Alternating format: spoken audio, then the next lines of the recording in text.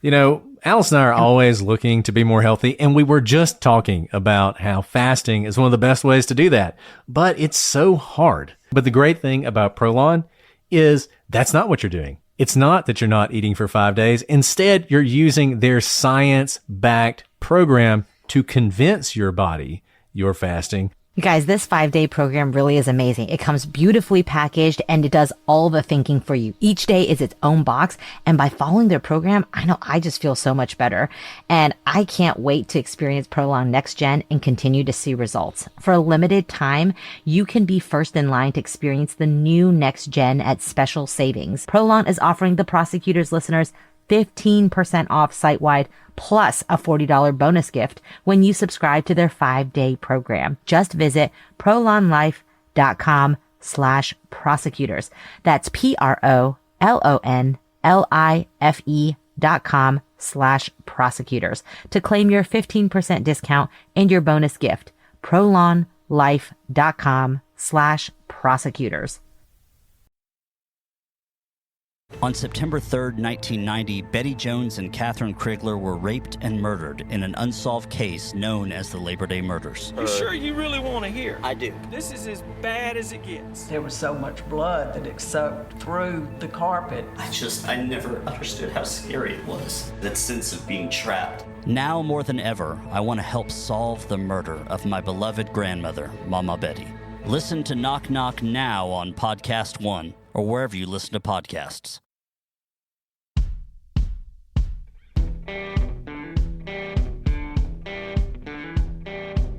I'm Brett, And I'm Alice.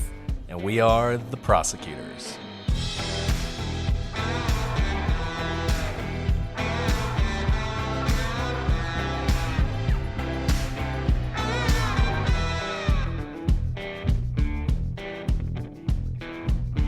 Today on The Prosecutors, an overworked nurse gives her patient the wrong drug and she dies as a result. But did she commit murder?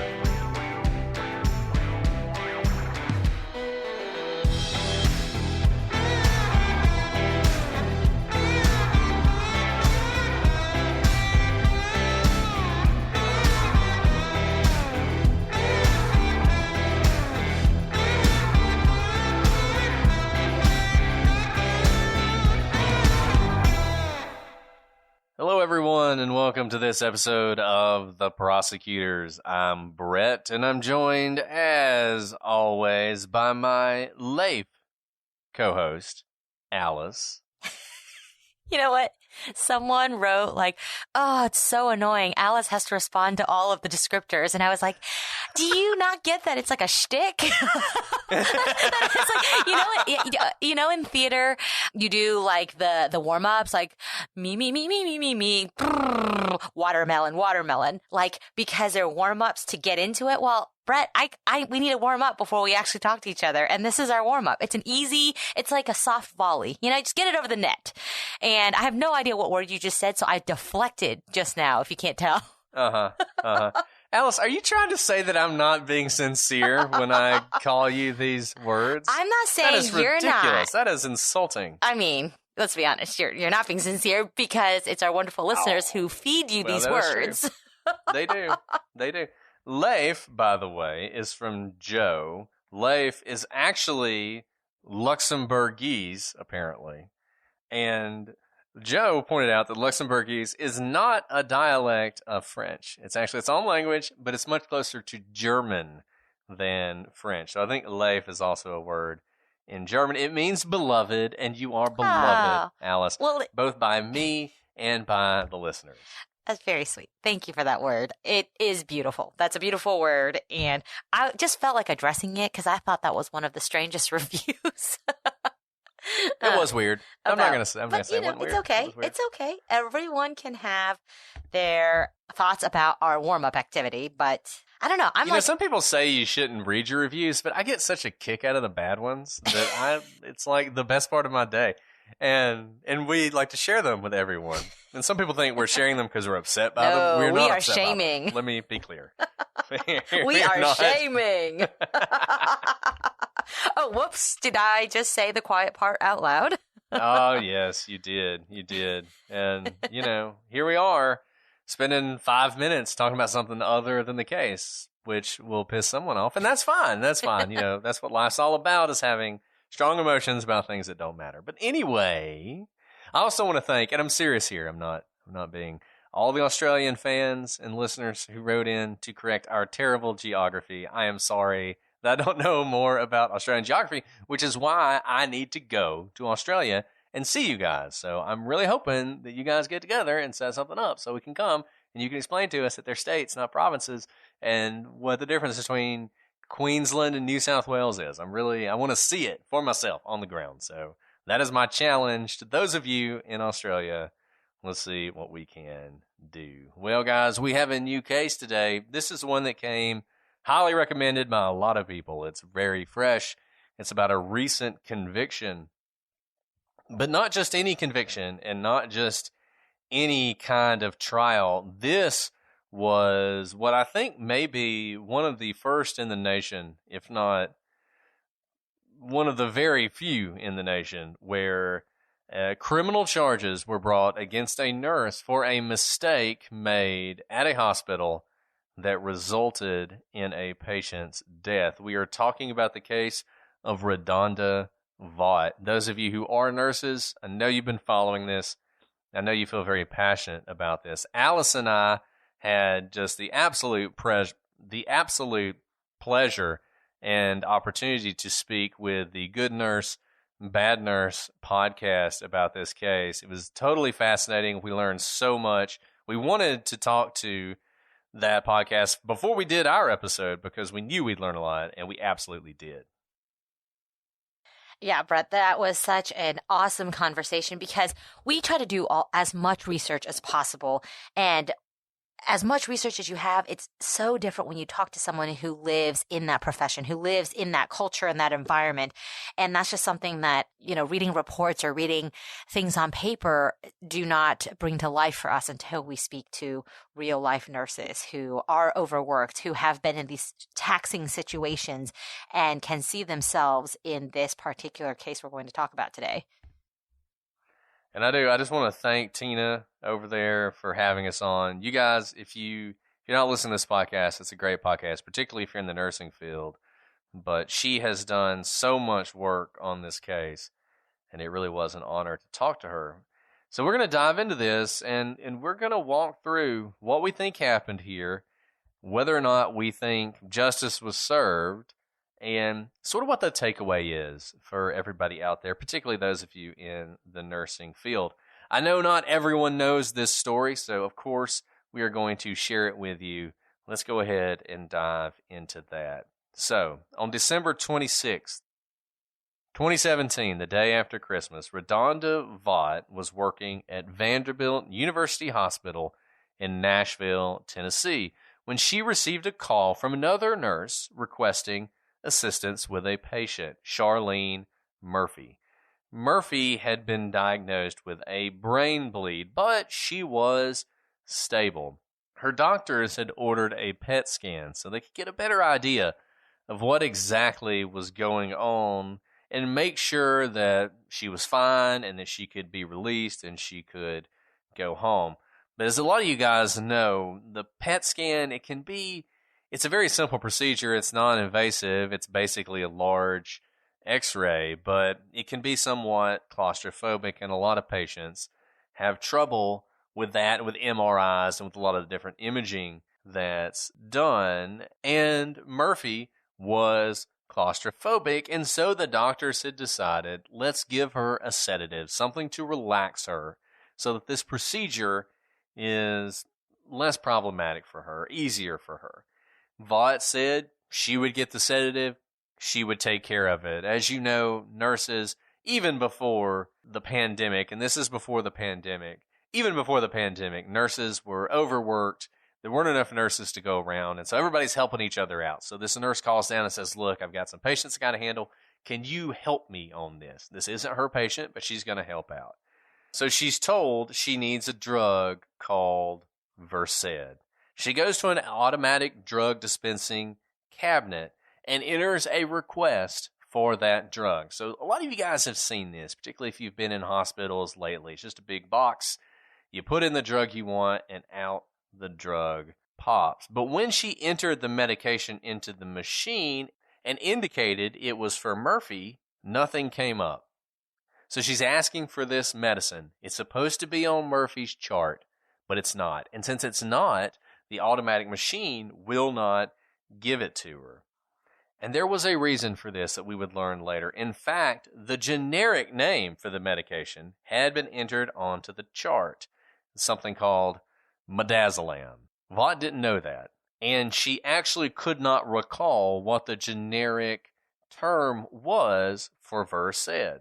Now, she was in a hurry. She had another job she had been assigned to do as a medical study, and so rather than wait for the machine to figure out what drug was needed or go find the chart and see what exactly was written down, she entered an override code. And this override code allowed her to get whatever drug it was she needed. So it didn't have to be on the chart.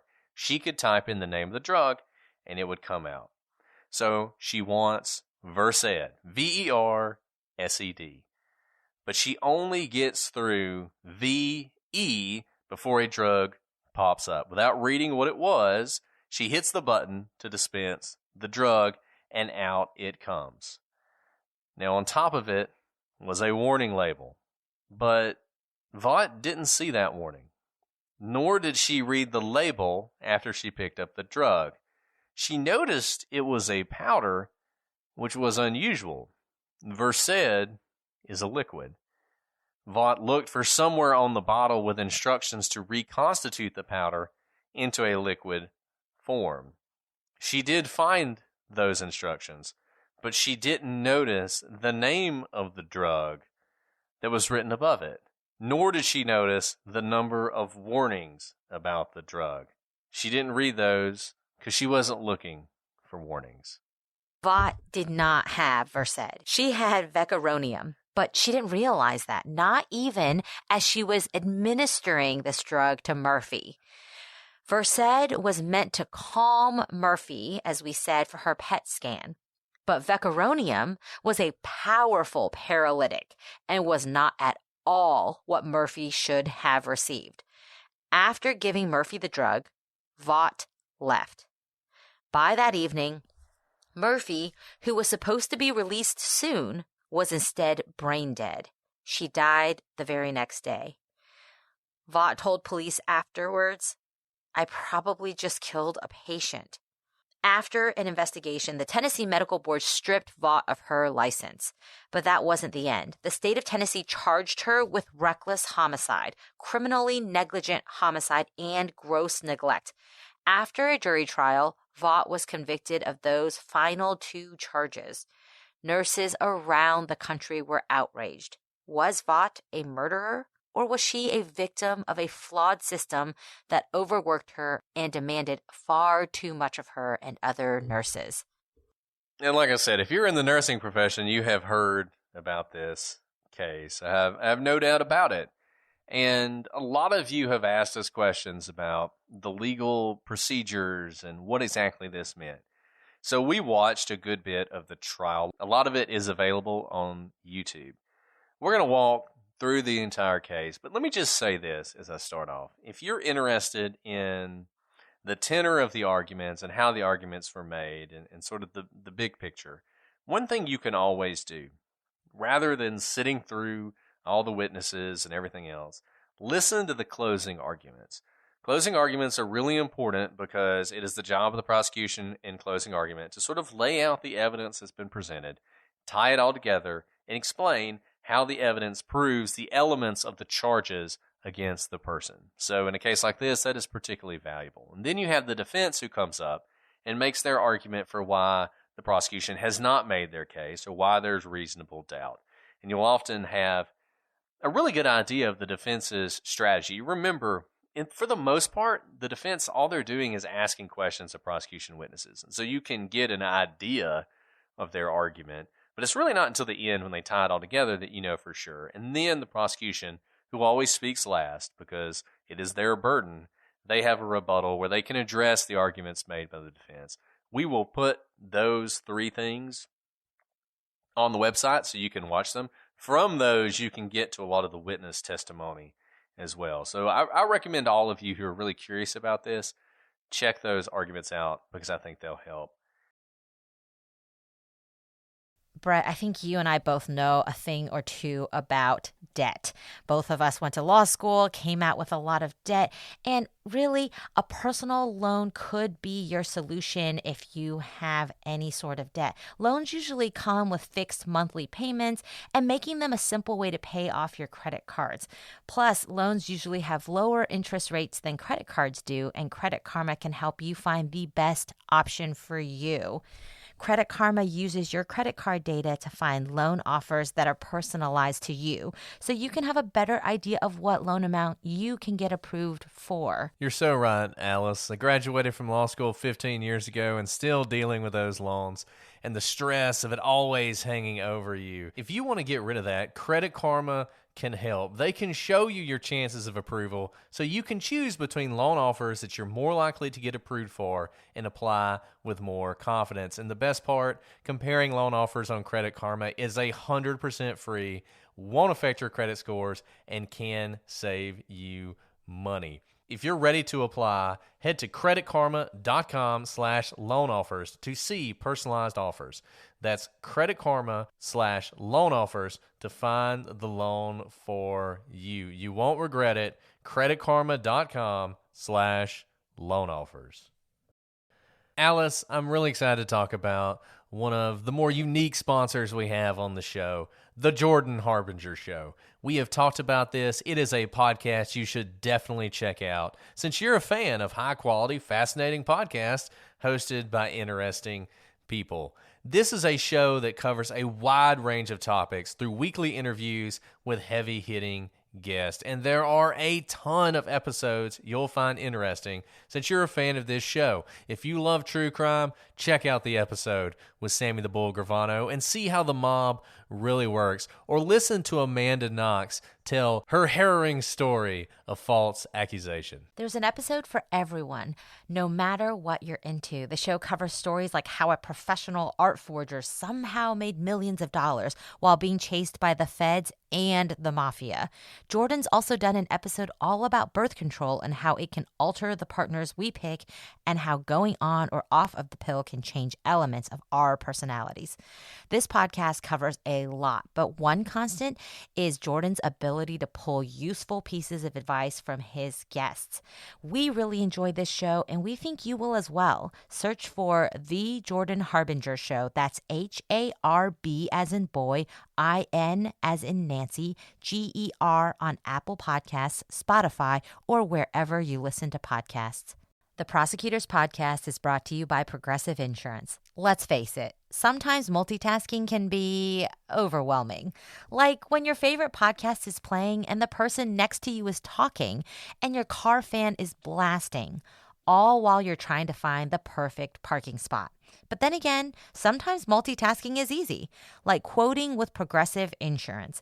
They do the hard work of comparing rates so you can find a great rate that works for you, even if it's not with them.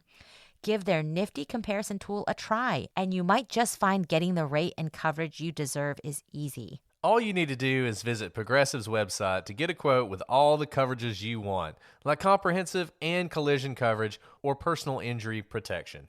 Then you'll see Progressive's direct rate, and their tool will provide options from other companies all lined up and ready to compare, so it's simple to choose the rate and coverages you like. Press play on comparing auto rates. Quote at Progressive.com to join the over 27 million drivers who trust Progressive. Progressive Casualty Insurance Company and affiliates. Comparison rates not available in all states or situations. Prices vary based on how you buy. Alice, when I buy meat, I want it to be the highest quality available. It tastes better, you know it's more ethically raised, and it's sustainable. And that's where ButcherBox comes in. Meal prepping may be difficult, but ButcherBox makes it easy. ButcherBox is a subscription service that takes the guesswork out of finding high-quality meat. ButcherBox sources their meat from partners with the highest standards of quality. And I gotta tell you, I've got a butcher just down the road from me, and the steaks that I had from ButcherBox were just as good, if not better, and there was enough to feed my whole family. Brett, I know. My boys absolutely love steak and really any type of meat. And recently we had a pot roast made from Butcher Box Meat, and they ate it all up. I had no leftovers, even though it was such a large portion. I loved the convenience of it getting delivered to my door, it being so affordable, and the quality being so high.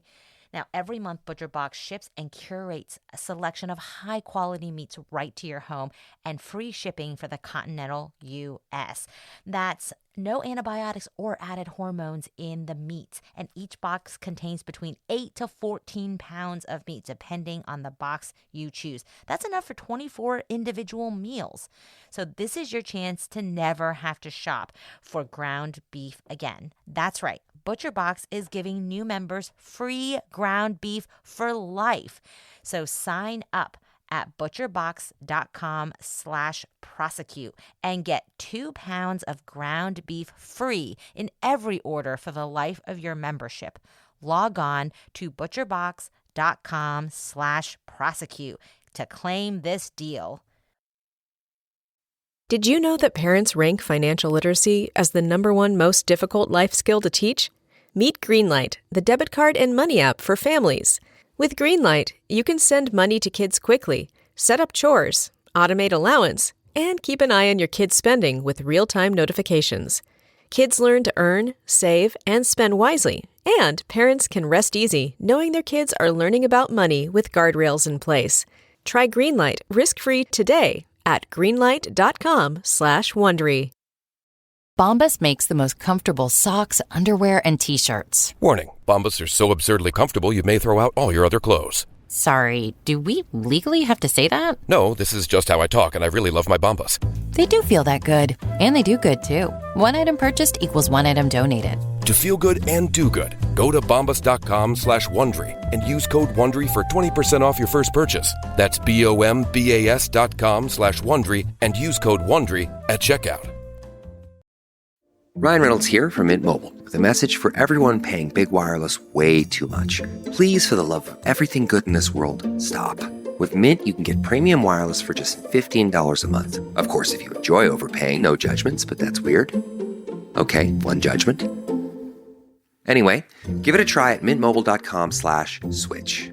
Upfront payment of $45 for 3-month plan, equivalent to $15 per month required. Intro rate first 3 months only, then full price plan options available. Taxes and fees extra. See full terms at mintmobile.com.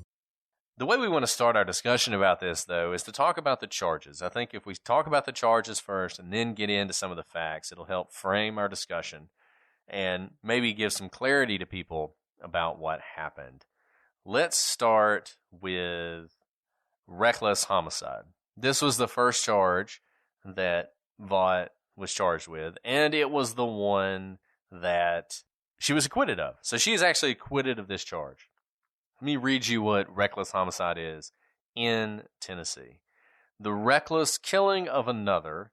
Reckless means that a person acts recklessly with respect to circumstances surrounding the conduct or the result of the conduct when the person is aware of but consciously disregards a substantial and unjustifiable risk that the circumstances exist or the result will occur. Now that may sound like legal gobbledygook, so let's just nail it down. Basically, it's when you act in a way where you disregard an obvious danger to another person. You know, sometimes this will be described as you're just callous, or you don't even it's a total disregard for human life. You do something that you just don't even care. You're not trying to hurt someone, but you don't care if someone gets hurt. We've talked about sort of firing a gun into a crowd. You're not trying to kill any particular person. Maybe you're not even trying to kill anybody, but you're doing something that is very dangerous, and you're doing it without any regard to the fact that someone may be harmed. I'm going to get into this a little bit more, but I note for you, the jury acquitted RaDonda of this charge. And I think the heart of this case is a simple question. If you kill someone and everyone agrees it was the result of a mistake, should you nevertheless be charged and convicted of that crime? I think the prosecution overcharged here. I think this reckless homicide charge was a reach. I don't think anybody really thinks that RaDonda Vaught intended for this to happen or even disregarded obvious danger in the way we were just discussing when this happened. What happened here is she made a mistake. And the question is she criminally liable for that mistake? And to me, the second charge, criminally negligent homicide, is really where the action's going to be as we walk through this case. So let me read that to you. Criminally negligent conduct is when a person ignores a known or obvious risk or disregards the life and safety of others. The harm itself is unintentional, but nevertheless is a result of conscious decisions of the person. So a common example of this is drunk driving. So you drink, you're not intending to hurt anyone, but despite the fact that you've had a lot to drink and you intentionally did that, and you know you did that, and you know you shouldn't be driving, you get in a car anyway, an accident occurs, and someone dies. Obviously, the drunk driver is not attempting to kill anyone, but he made the decision that resulted in death. So that's an example that often comes up. We're going to talk about whether that circumstance really fits with this case. But for now, keep that in the back of your mind. The third charge and the last charge, gross neglect. The person knowingly, other than by accidental means, grossly neglected an impaired adult if the abuse or neglect results in serious mental or physical harm. Neglect means the deprivation of services by a caretaker that were necessary to maintain the health or welfare of the adult. Yeah, what you've said, Brett, is very important. We've just read to you the statute that exists in Tennessee. Those are the elements that must be met in order to find someone guilty of that charge. Now, I know there's been a lot of emotion in this case and a lot written about the case in the media. But keep in mind, don't conflate the two very important questions here. One question is, are the elements met? Recognizing that these statutes exist. And a second question that I think in the media and kind of the response to this particular case has conflated is the kind of broader, more philosophical question, should these statutes, should these laws exist at all? And I guess to the heart of what Brett was saying is when someone dies and it was an accident, there was no intention to cause that death, should we be holding someone criminally liable? That is a broader policy question that is a very important question to have, but a very different question from whether there is sufficiency of the evidence at trial to meet the elements of these laws. And we're about to get into the details of the case, but I do think it's important that as you're listening to these, you have this sort of baseline understanding of the law, and you think about what exactly we're trying to show here. I mentioned earlier drunk driving, and that doesn't really feel like it applies here, does it? Because there's no, at least to me, corollary between the decision to drink and the decision to get in the car and what happened with RaDonda Vaught. RaDonda Vaught, to me at least, never made a decision that was necessarily as culpable as drinking and getting into a car. Now, she made decisions, and she did things, and she didn't do things that resulted in this person's death, but nothing like that. So I want to give you two examples that recently occurred that are examples of this that were in the news that you may have heard of. One of them involved a truck driver who they were driving down some really steep roadways. And if you guys have ever driven out west in the United States, you've seen these signs that warn truck drivers, check your brakes, that point out that there are these off-ramps that trucks can go down if they lose control, all of these things to prevent accidents from happening. This truck driver was driving a load on one of these roads. His brakes went out, he lost control, he crossed the middle line, he struck a bunch of cars, and a number of people died. I mean, we're talking 7, 8, 9 people. He was charged with involuntary manslaughter, which is a very similar charge to this. He actually ended up getting a lot of time because there was a mandatory minimum on each charge, and there was a lot of outcry about that because he got essentially a life sentence for an accident. Now, why was he charged? He was charged because earlier he had stopped his vehicle at a rest stop, and his brakes were red hot. They were glowing red, which is a sign that he's having used them a lot and that they're on the verge of failure. This is a big warning sign that he should be concerned about. Then, as he's driving and he's starting to lose control, rather than take one of these exits, one of these off-ramps that basically go up the mountain so the truck slows down, he tried to maintain control. He lost control. He wrecked the truck. People died. Pure accident. He didn't intend for it to happen, but there were warnings that he ignored or missed, and death resulted, and he was convicted. Another case, which you've surely heard of. An officer is involved in an altercation. I believe it's a traffic stop. At some point, she intends to pull her taser and tase the person, but instead, she pulls her firearm and shoots the person, and they die. There's no question it was an accident. There's no question that she intended to do that. No one thinks that. No rational person thinks that she intended to do that. Nevertheless, she was convicted of a similar charge because the idea was just, look, you're a police officer. You have to have greater care than what you're showing here. And by the fact that you did what you did, we're going to hold you responsible for the death that resulted. The other thing I want you to remember is that care. Does it matter that this is a nurse?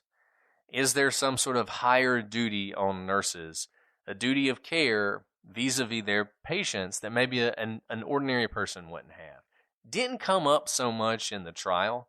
Wasn't really a part of it, but I think it's something to think about. Those of you, there's no duty, for instance, for a normal person. Somebody's out, they're drowning, right? They're drowning in the ocean. You do not have a responsibility to save them. If you don't save them, you can't be charged with anything. Lifeguards, on the other hand, do have a duty to save them. And if a lifeguard sees someone drowning and they don't attempt to save them, they actually can be charged because of this duty. They can be charged with some sort of crime. It's a similar thing. And these are just all things to keep in your mind as we walk through the facts of this case. Now, let's dive into some of those facts because they are key here. And this is why this case went to trial, because remember, the judge is the judge of the law, but the jury is the judge of the facts. And so because this case went to trial, the jury heard the facts of the case. And here is one of the first things that jumps out at me when you heard the story at the beginning, the override function that she keyed in. One of the issues at trial was, of course, the use of the override function on the automatic medicine dispenser.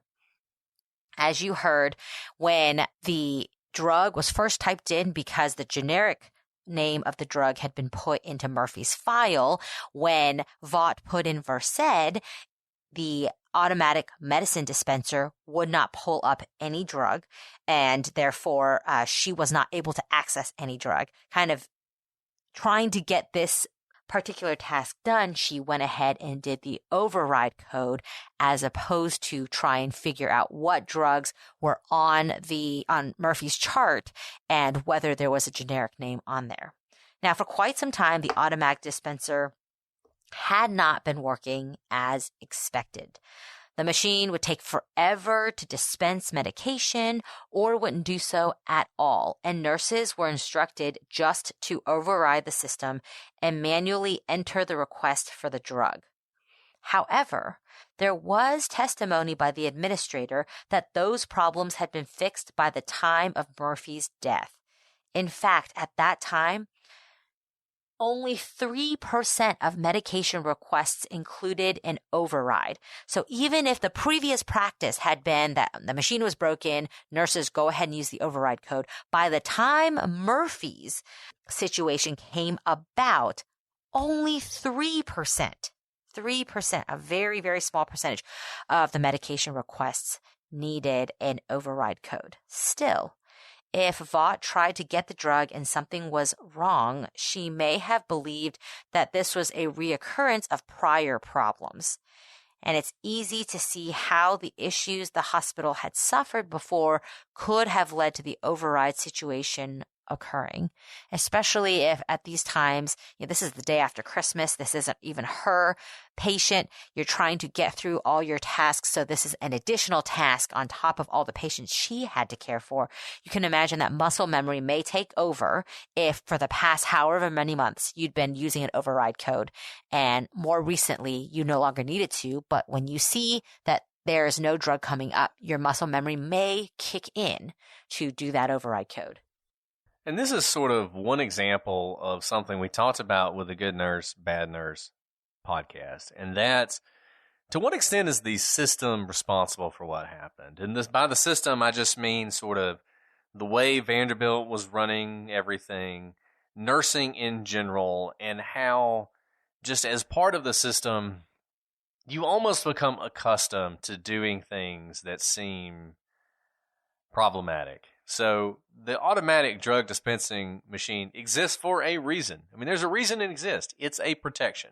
It's one of those things that's a protection. This way you make sure you're getting the drug you want, not just some random drug, but the drug you need that's been assigned to your patient. But here, they've been having all these problems, and it's not working, and they get email after email that's like, just override it, just override it. And you have this testimony where the administrator's like, well, yeah, but by that time, we were down to 3%. Well, yeah, but you've been hammering in people's heads, just override it. If you have a problem, just override it. So even if you know that the baseline problem has been fixed, she doesn't necessarily know that, and she's just doing what she always does. And not only what she always does, but what she's been conditioned to do by the hospital and by the system that she's working under. We know that Vaught actually got a drug to come out of the medicine dispenser, and it was the paralytic drug Vecuronium. Now, because Vaught injected a paralyzer into Murphy and not a sedative, Murphy was not sedated as her body began to shut down. In fact, she would have been fully conscious until her depressed lung function eventually rendered her into a coma. In other words, this would have been incredibly painful. Because she was paralyzed, she would have been unable to say anything or give any signal to anyone about the problems she was suffering. She could hear and see, but she could not speak. I mean, this is really a devastating and horrible way for Murphy to go. And I think it's something that's important to remember, because it is easy here, as we're going to talk about.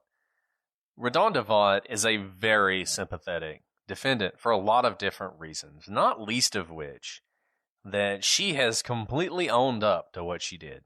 We're going to talk about that in a second, just how much she's owned up to what she did.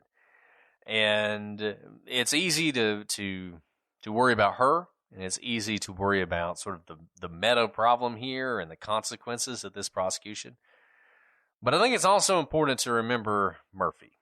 Murphy is the victim here, and she suffered.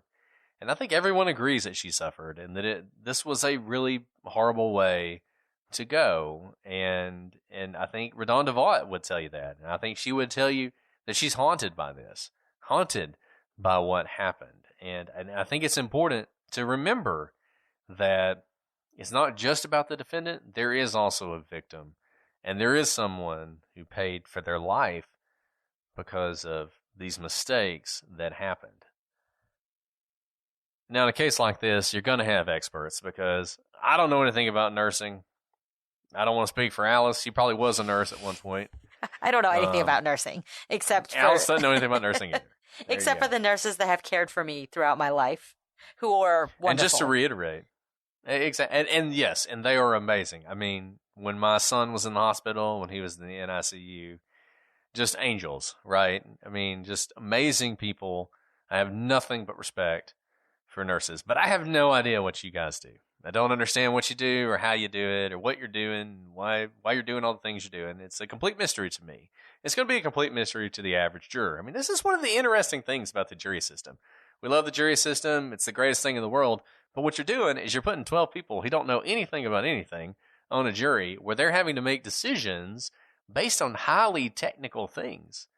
And so in a case like that, that's where experts can be really valuable. And as I've said on the Good Nurse, Bad Nurse podcast, just talking to her, Alice and I were learning things. I hope you guys will listen to that episode, because I think it's a really great episode and a good companion to what we're doing here. And she was telling us some things and describing things and explaining things. And we'll talk about some of those as we walk through what the prosecution said, and maybe some of it doesn't hold up as much as it should. But you had these experts in this case. And there was a big question, one that the defense really focused on. and we've talked about this before, the defense has to make a decision. They have to decide, how are we going to defend this case? What are we going to say? What is our angle going to be? What is the story that we're going to tell? And I think the defense walked into this case and thought, at least on negligent homicide, we got a lot of problems because somebody died, and it's pretty easy to tie that death directly to the actions and the inactions of our client. So if we just try and fight on that battleground, we're probably going to lose. So they went for something else. They tried to raise some reasonable doubt about whether or not this action, whatever you think of it, no matter how negligent it might be, actually killed Murphy. Or if perhaps her death actually was a result of her injury and would have occurred anyway. And remember, they don't have to prove that. They don't have to prove that her death would have resulted from the brain bleed in any event. All they have to do is leave the jury with some reasonable doubt about whether or not this mistake is actually what caused the death. So the prosecution, they anticipate this. They know this is what's going to happen. And Brett, before you move into what the expert says, that is a very common and can be effective tactic for the defense attorney. I think the classic example you can have is that two people were shooting guns in a room, right? There's a shootout or something. There's two people shooting and a bullet hits someone and it kills them. And the defense would argue that you don't know which bullet it is that killed them. So do you have beyond a reasonable doubt to know that it was the bullet that came from their client's gun that killed the defendant? Now, legally, that's actually, we can talk about that later, but you can see how you start spinning and making people think, oh, well, even if this drug could have killed them, maybe something else killed them in advance of Vaught's mistake. And that may seem like a technicality, but it's something we actually see as a pretty common defense strategy. Yeah, I mean, being able to walk into court and say to a jury in closing argument, everything the prosecution said is right. They got it all right. Everything they said is true. Guess what? It's not enough. Because they didn't prove X. Right? That way, you're not fighting the prosecution. You're not fighting the witnesses. You're not fighting their evidence. You're saying, yeah, all that's right. You don't have to worry about that. But what you have to decide is, did they prove this thing? And they didn't prove that thing, and therefore, our guy's acquitted. Right? I mean, that's a pretty powerful defense, and it's a really effective way to undermine what the prosecution is trying to do. And I'll give you an example of this. I mean, a lot of you guys are pretty familiar with the Casey Anthony case. And you have the prosecution who comes in and they have all this proof about, well, this was Casey Anthony. She knew that her daughter was killed and she knew her body was deposited here. And the defense gets up in opening arguments like, yep, she sure did. She died. This is how she died. This is when she died. This is what happened to her. And it sort of undermines everything the prosecution's trying to do because they're like, oh, wait, so you're not contesting any of that? And it shifts the battleground. And it shifts the battleground away from what the prosecution wants to focus on to what the defense wants to focus on. The prosecution wants to focus on the fact she got the wrong drug. She got the wrong drug and she gave the wrong drug to her patient. That's what you need to focus on. And the defense is like, yeah, she did. She shouldn't have done that. That was bad. But guess what? It didn't kill her, and since it didn't kill her, she's not guilty. So the prosecution, they sort of anticipate this. They call Chief Medical Examiner Fang Li, who testifies that Murphy died from the effects of this vecuronium. However, on cross-examination, he has to admit that because of the nature of the drug and how it interacts with the body, he can't actually measure the amount of the drug that's in Murphy's body. And this was a problem because a small dose of the drug would not have killed her. And so the defense, they call another medical expert, Dr. Eli Zimmerman. Now, he is a Vanderbilt neurologist. And he testifies that it was possible that Murphy did not die because of the vecuronium, or at least entirely because of it. He testifies that the brain injury that led her to being in the hospital was serious, and it was the kind of injury that could have caused her death. Now, it's been reported that Murphy was about to be released from the hospital. This is a little bit of indulgence by the newspaper. One thing I'll tell you guys, If you're relying on the popular press to tell you something about a legal case, they almost always get it wrong. Yes, Murphy could have been released, but there was a reason that they had ordered a PET scan in the first place, because they weren't sure. They were concerned about this injury. They thought it could be more serious, and they wanted to make sure that it wasn't serious before they released her. And that was the whole purpose of this injection. Now, there's a problem with the defense, and I think all of you kind of get this.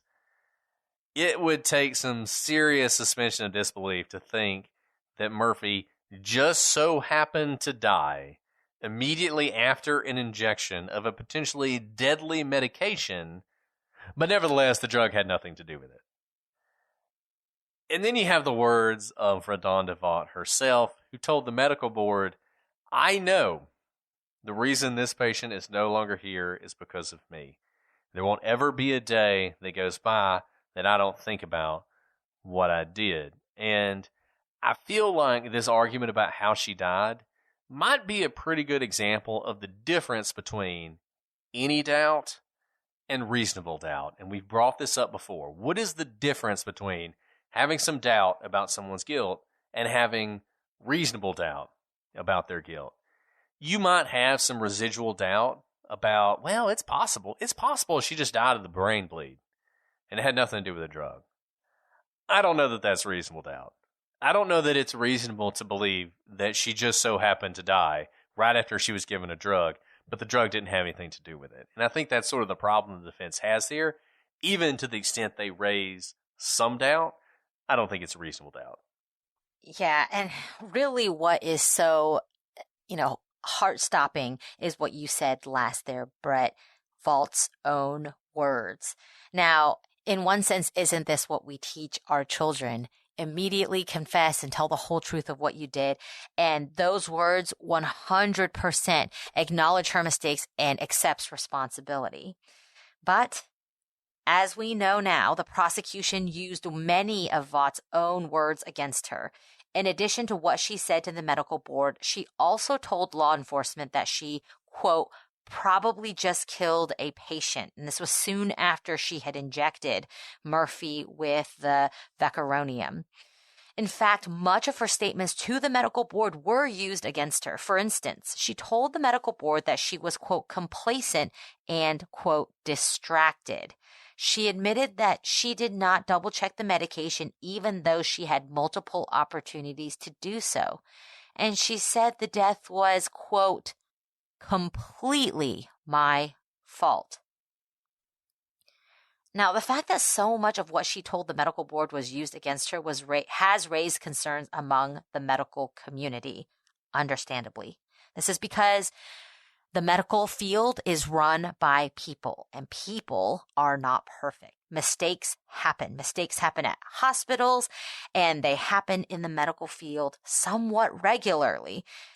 In fact, according to a 2016 study done by Johns Hopkins University, medical errors are the third leading cause of death in the United States, with more than 250,000 people dying every year as a result of medical errors. That's 10% of all deaths every year.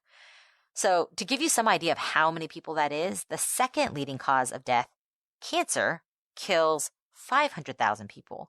The fourth is respiratory disease, and that kills 150,000 people a year. The number of non-fatal injuries caused by medical errors is exponentially higher. The fact that medical errors is the third leading cause of death in the United States might make you think that we need to be punishing even more nurses and doctors for mistakes, but that is not the conclusion the Johns Hopkins report reaches. Rather, they conclude, quote, most errors represent systemic problems, including poorly coordinated care, fragmented insurance networks, the absence or underuse of safety nets, and other protocols, in addition to unwarranted variation in physician practice patterns that lack accountability. To deal with these problems, we need nurses and doctors who are open and honest about what happened and why it happened. The difficulty here is Vaught did just that. And her statements were used against her.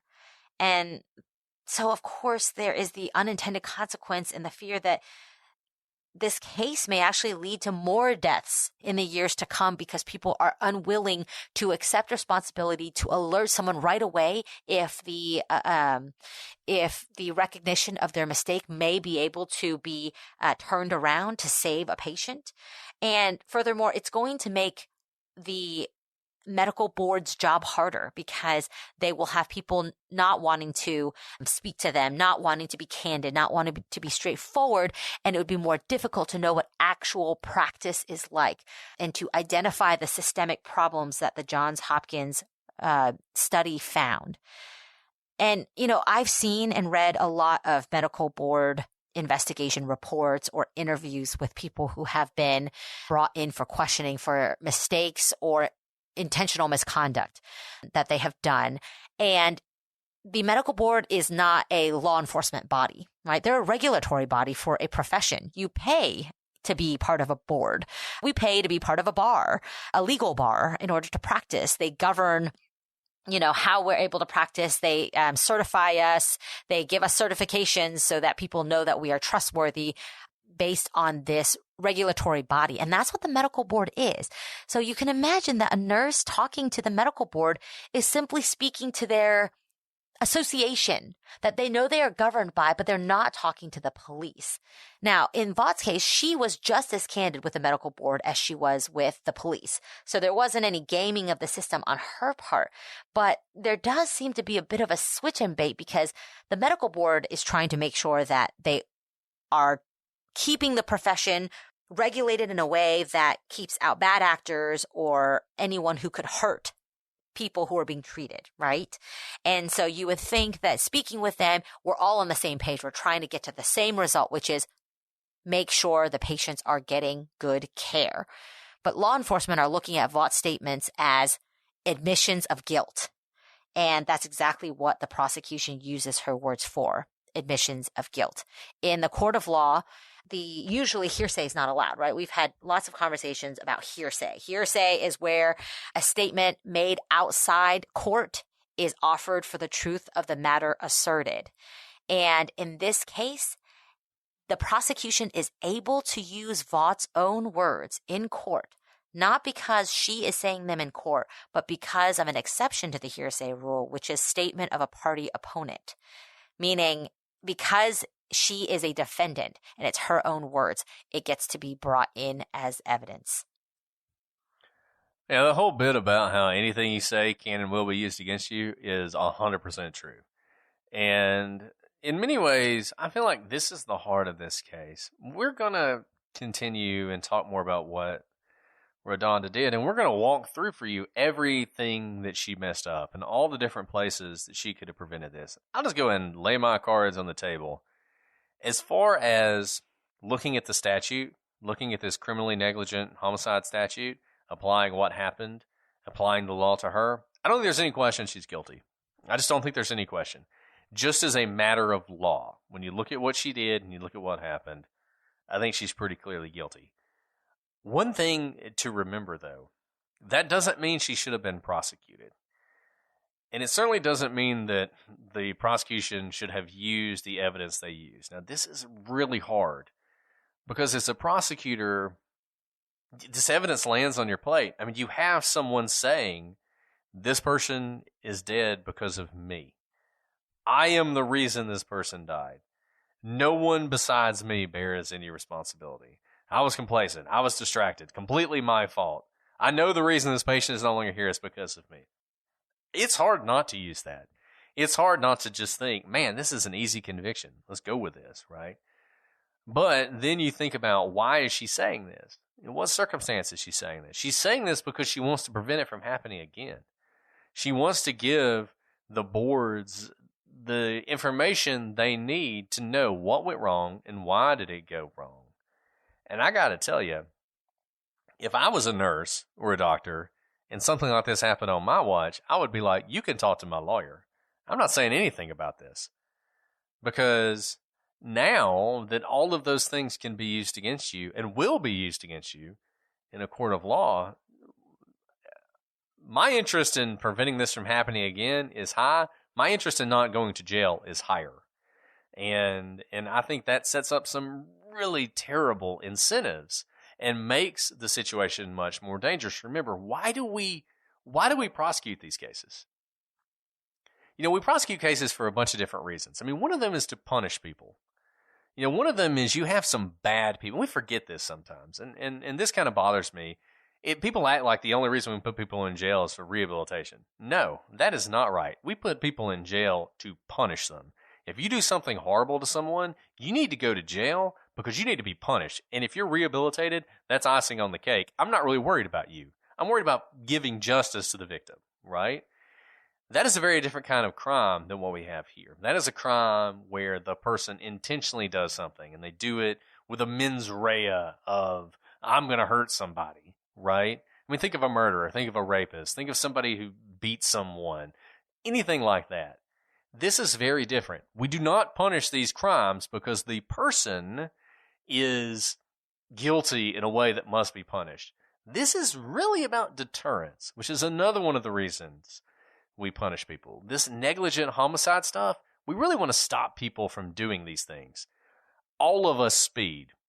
All of us text while we're driving. All of us do these things that are inherently dangerous, and it's just by the grace of God that we haven't been in an accident that resulted in someone's death. But if we had been, we would be punished. And the reason we're punished is we're trying to prevent everyone else from doing that. We're trying to say, put down the phone, don't speed, be a responsible driver. Yes, this was an accident. That person shouldn't have been doing that. They obviously didn't intend to hurt anybody, but we have to stop this from happening. So it's all about preventing future harm.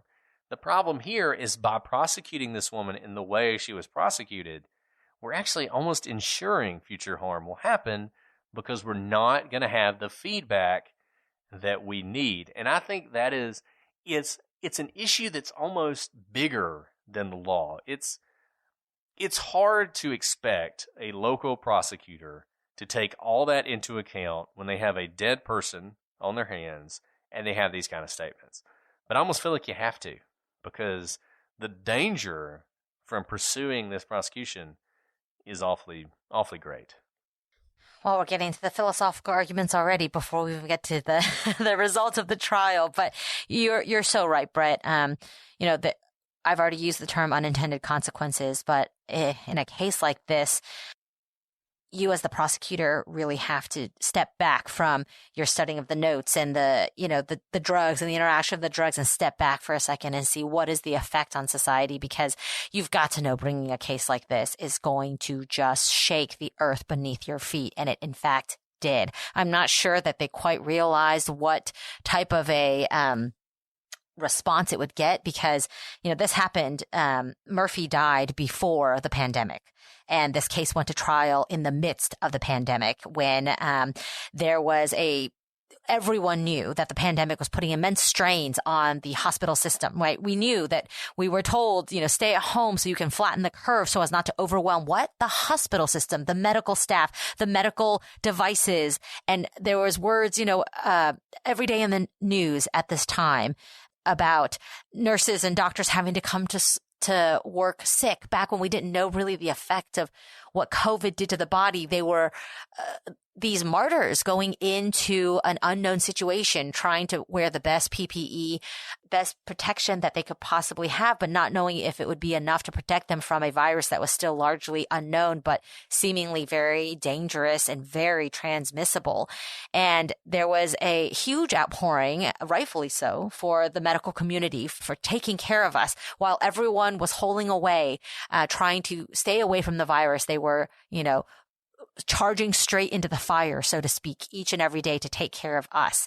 And there had been, I don't think that you can't plan when your cases go to trial, so to speak, when you go to indict them, but it was the perfect storm to have the conversation that Brett has just started with the charging of Vaught and her going to trial in the midst of a pandemic where our medical community has come under immense stress and also immense support from people who have seen how stretched they are during this time, and also a devastating time when people are fleeing from the medical profession because of not only issues with with danger, with strained resources, with a tense environment, being overworked, but also with the way insurance is working. I don't know enough about insurance, but I understand that it has changed the way that hospitals and providers are reimbursed, and that has driven a lot of people away from even wanting to take on the debt to go to school to become nurses and doctors and other practitioners because they are unsure whether they can ultimately pay off their debts. All of this is coming together during Vaught's trial, and it brings up such interesting and important discussions that we as a country and a society have to face. We're just getting started, Brett, but we should probably let these people go for now. Yeah, Alice, we've barely even scratched the surface, I feel like, of what RaDonda Vaught did herself. But I think these questions about what it means to be negligent and what it means to be responsible for someone's death, and these sort of big picture questions about what the responsibility is for the entire system and what the consequences are when you prosecute someone. I think these are really important questions, and a lot of you guys have reached out to us and you're passionate about this case, and these are the things that you're considering. It's not just about RaDonda Vaught and what she did, but it's about these bigger questions. We're going to go ahead and stop for now. When we come back next week, we will be talking a lot more about this case in particular and what RaDonda Vaught did and did not do that led to this death. And I think we can look at this case both ways. We can look at this case the way we look at all cases. It's just a criminal case with someone who's been accused of a crime, and there are elements to the crime to meet, and there's evidence about whether or not those elements are met, and there was a trial, and there was a jury decision, and all those things. We can think about it that way, but we can also think about these big questions. I know there's going to be a lot of discussion and talk about this on the gallery and in other places. I look forward to that. I'm sure it will be respectful, as it always is. You guys are so good at handling these complex questions. As always, you guys can find us at Prosecutors Pod on Twitter, Facebook, Instagram, all the social medias. Shoot us an email, prosecutorspod@gmail.com. Check out our website, prosecutorspodcast.com, where we have a lot of different documents and links where you can watch some of the things we talked about, including some of the video from the trial itself, if you're interested in looking into that. We will be at CrimeCon in a couple weeks. We hope you guys will see us there. Come and see us on Podcast Row. We're not talking on any of the panels or anything like that. We're not cool enough to do that. But we will be hanging out so much better. You don't want to hear us talk. You want to come meet us and hang out and have a beer and play some craps. And that's what we're going to be doing. So we're looking forward to seeing you there. And I know Alice can't wait to see all you guys again. It's so true, Brett. It was so great to see everyone last year, a bunch of people who stopped by and, wanted to wish you well by video. They now get to do it in person. So you guys, Brett's going to be there. So will I. Come and say hi. Our favorite part about CrimeCon is just getting to know you guys as people. Go out to drinks, go out to eat, just hang out with you guys. Yeah, we absolutely cannot wait. Well, Alice, do you have anything else about RaDonda Vaught's case you want to add before we sign off for this time? What an interesting case. We are so glad you guys brought it to our attention. We really only read the headlines, but so many of you during our Get Vocal requested this case specifically and wrote in with your experiences and expertises, and it was because of your interest that we decided to cover this. So we do listen, and we appreciate you guys showing your interest in this case. Let us know how we're doing. We absolutely do listen. We love your requests. We love doing cases that you want to hear covered. So if you ever have requests, please send them to us on email. Let us know on any of the various ways you guys get in touch with us. Well, we will be back to talk more about this case next week. But until then, I'm Brett. And I'm Alice. And we are the Prosecutors.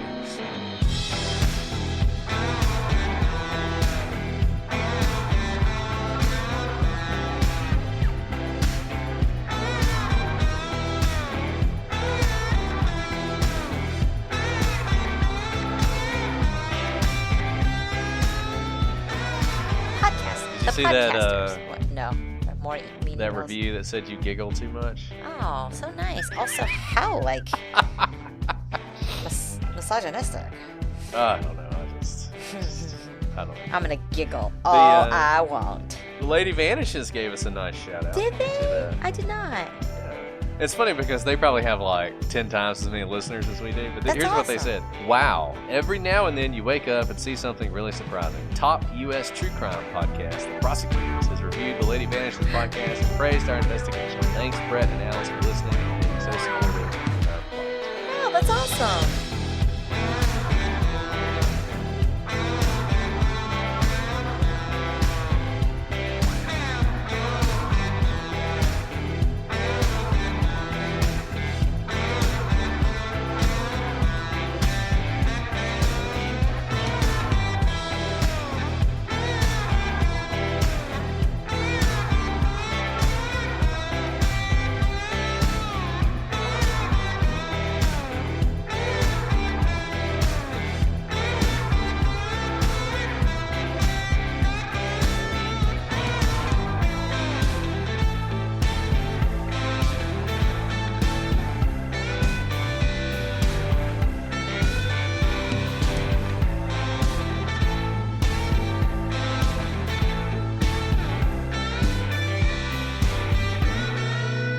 Top U.S. true crime. Top.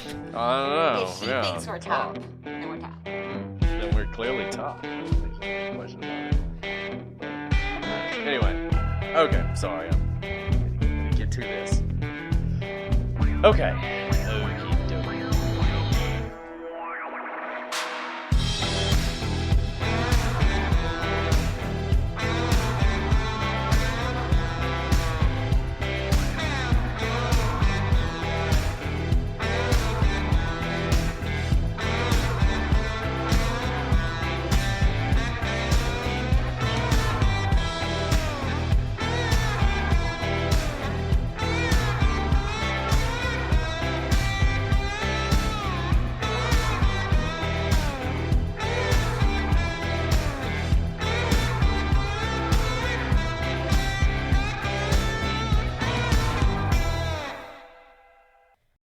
The Prosecutors Podcast is brought to you by Progressive. Progressive helps you compare direct auto rates from a variety of companies so you can find a great one, even if it's not one with them. Quote today at Progressive.com to find a rate that works with your budget. Progressive Casualty Insurance Company and Affiliates. Comparison rates not available in all states or situations. Stream the biggest movies and TV shows for free on Pluto TV. Watch movies like Titanic and G.I. Joe: The Rise of Cobra, plus TV shows like CSI and Star Trek: The Next Generation. Starting this month, check out the 24/7 Stargate channel exclusively on Pluto TV. Plus hundreds of channels and thousands of movies and TV shows absolutely free. Download the free Pluto TV app on your favorite streaming device and start watching today.